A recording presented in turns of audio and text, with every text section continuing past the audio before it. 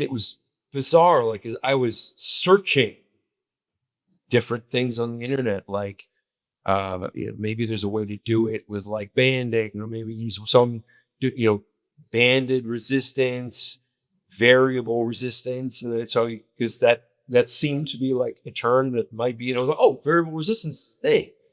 And so then I looked at a couple of different studies who have done what I thought should be done, or higher loading where you're stronger, lower loading where you're less strong.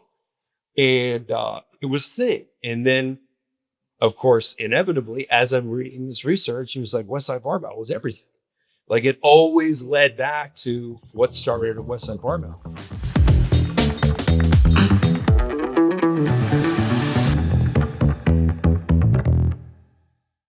Ladies and gentlemen, I would like to tell you the story about how we got here, and specifically how the three of us are sitting here at Westside Barbell in Columbus, Ohio. And currently I'm being flanked by the CEO of Westside Barbell, Tom Barry.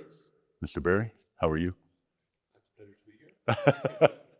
And I am also flanked by the creator of X3, somebody all of you guys know, Dr. John Jaquish.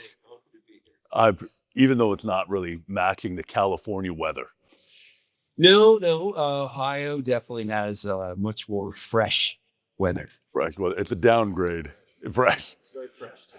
It's a downgrade for the doc whenever he comes to visit. But all of us want to explain what we're doing here together, how this came to be. And I'm going to start that by getting a little bit of an introduction for what Westside Barbell is, what the brief history of Westside Barbell is.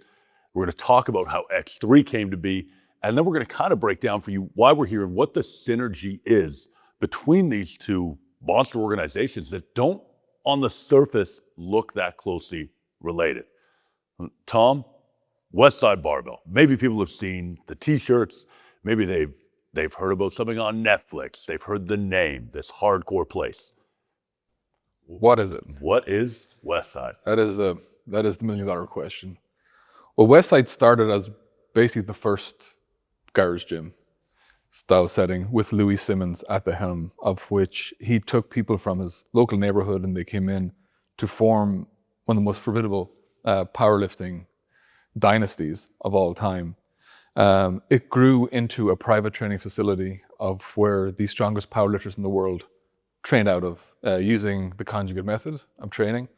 And Louie was able to instill a culture and value set within the athletes he had here to get the absolute most out of them.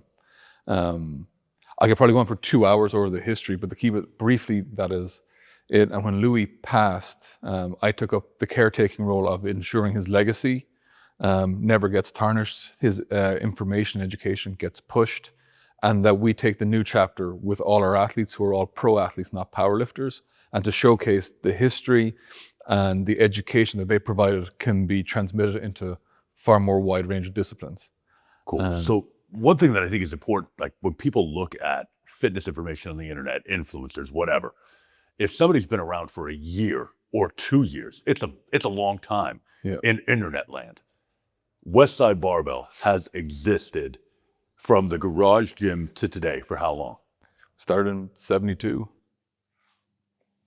That is decades. Decades. Decades and decades. Has been producing records and athletes nonstop. We've always had a facility. We've always had athletes in here. And we use this as our living laboratory. This is where we trial and error stuff. We put out what works. We tell people what didn't work. And it's been tried and tested recipe from Louie from the day of his VHS tapes to the content we put out now. So that's a perfect backdrop. We've got something that's existed now for 5 decades, producing records, producing champions, producing VHS tapes. And some of the people who watch this might not even know what that is. But my wife does not know what a VHS tape is. We'll find a picture. We'll put that up. We'll get a VHS so we can demo what that is. Producing records, writing multiple books. Westside comes with a legacy. Now, we have a relatively new in terms of that length of time. Right. Creation in terms of X3 that's taken hundreds of thousands of people by storm in terms of what they're doing with their fitness. Sure. Where did X3 come from? very different place than Westside.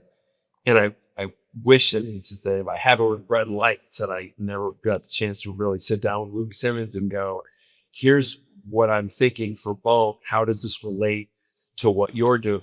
And it probably would have been one of the best conversations,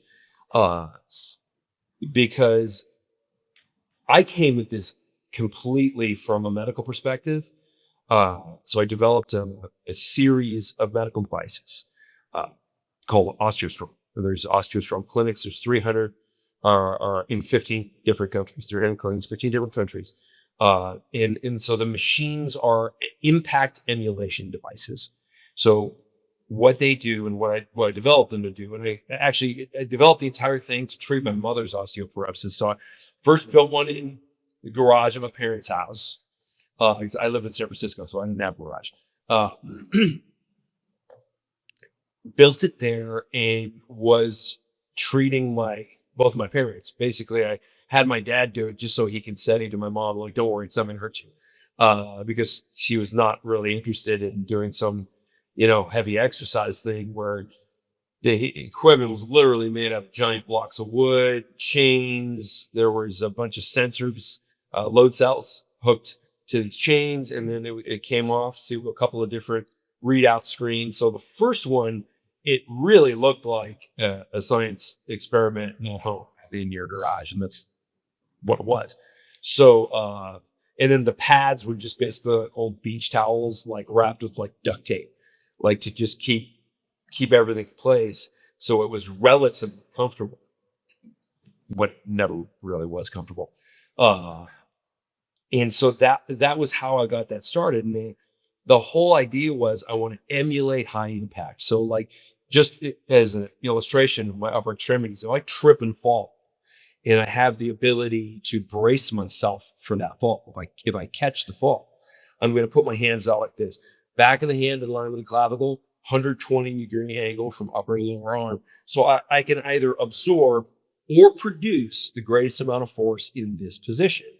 And so that same geometry applies to the lower extremities, same applies to the spine, same applies to the core if you're trying to engage the core. So I had 4 movements: upper, lower, core, and spine, that emulated the positioning we take to absorb high impact force. And so that was all OsteoStrong. So it was 4 machines. They're all computerized. They became robotic. And so the robotic arms would move everything in a position so that each person would do it each time. There were no adjustment variables. It was exactly the same every time. So the bar, you grab onto the bar and you're basically compressing bone in this position. The bar and the seat always have the same relationship. So that's never a variable. There's no setup variables that are going to influence how much force you can produce.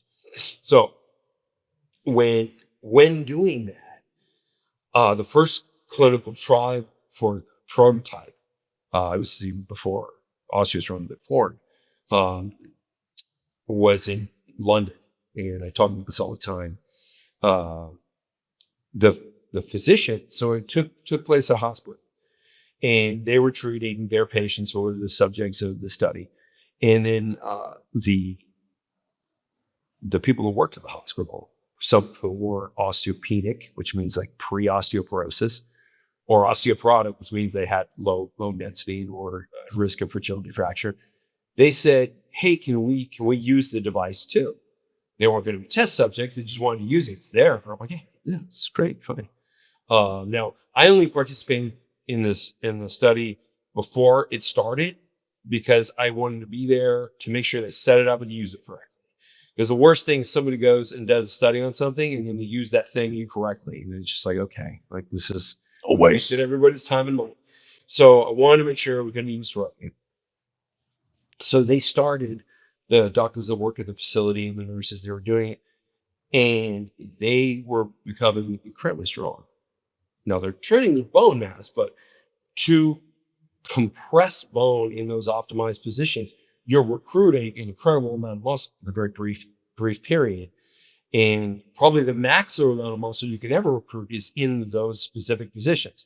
So very similar to the toe strike position in a sprint. right where you toe strike and you got 7 degrees of flexion behind the knee and you explode with the quadricep to propel yourself forward, most efficient position, which is why sprinting is the way sprinting is. We just use the efficient positions. So it was going to be like that in a much more controlled environment, measuring everything. And what I really came to see as the conclusion is the human body is capable of incredible force production and absorption.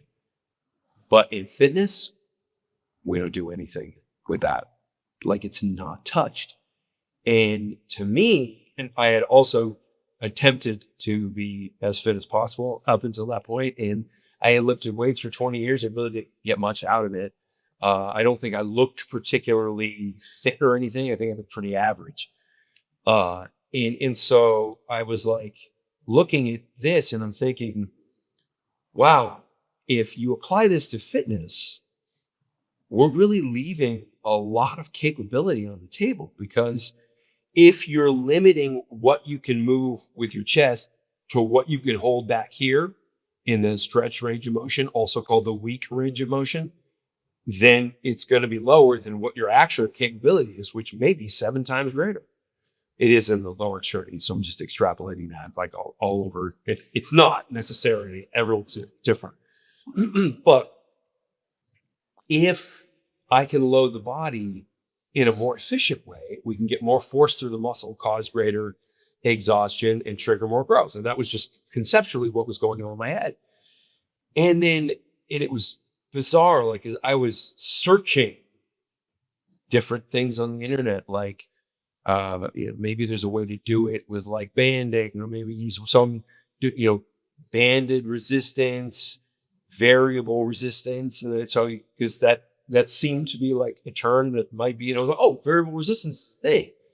And so then I looked at a couple of different studies who have done what I thought should be done, where higher loading where you're stronger, lower loading where you're less strong. And it was a thing. And then, of course, inevitably, as I'm reading this research, it was like Westside Barbell was everything. Like it always led back to what started at Westside Barbell. And I thought, like, wow, like what we need. Now, I mean, I was completely sold on variable resistance, or accommodating resistance, as you guys call it. But it was like, how do we get this in the hands of everybody? Because the problem is there's only one Westside Barbell. And not everybody can get to Columbus, Ohio. So how do I take that knowledge, take all this research literature, and also I caution even my fans, like I can tell you what the science says. I can't tell you what athletes are doing, because that's not what I do. And I explain this also when I go and talk to a strength coach, I just show them what X3 can do. And it's like, you apply it how you see fit. I don't ever want to step on a strength coach's toes, because the strength coach has an education that I don't want. Like, just because of my PhD in biomedical engineering means I might know maybe 1% of what you guys do. It's not like there's a whole lot of overlap there. So it's best when I just teach, how to use the tool. And the entire time I had been launching X3, talking about X3, I thought, well, like I really wish I could talk to Louie Simmons. I really would want to see if he saw it the way I saw it. And it was the kind of thing where, and I actually heard Louie was a difficult guy. Turns out he's not at all. It's awesome. And and I think a lot of people had maybe not approached the Westside with the most respectful, which happens a lot in the fitness industry. There's a lot of unnecessary disrespect. And so I think, Louie's picked who he wanted to work with. And some people he just thought were disrespectful. So they never ended up talking about it. But now in talking to you guys, I realized that we were in the same struggle, like exactly the same thing. I was just coming at it from a perspective of, we need this packaged so we can go anywhere with it, because gyms clearly, since the 90s, we've known variable resistance was superior. It is absolutely hands down obvious when you read the research. Like the research on variable resistance shows it is so staggering how much more effective it is than regular weight training. Yet equipment manufacturers just never really seem to care very much. If this video helped you, I want you to subscribe and follow. I'm gonna put out videos on a regular basis. I think they're gonna help a whole lot of people, especially if you're one of those people that doesn't just instantly grow from lifting regular weights. We've got the answer for you.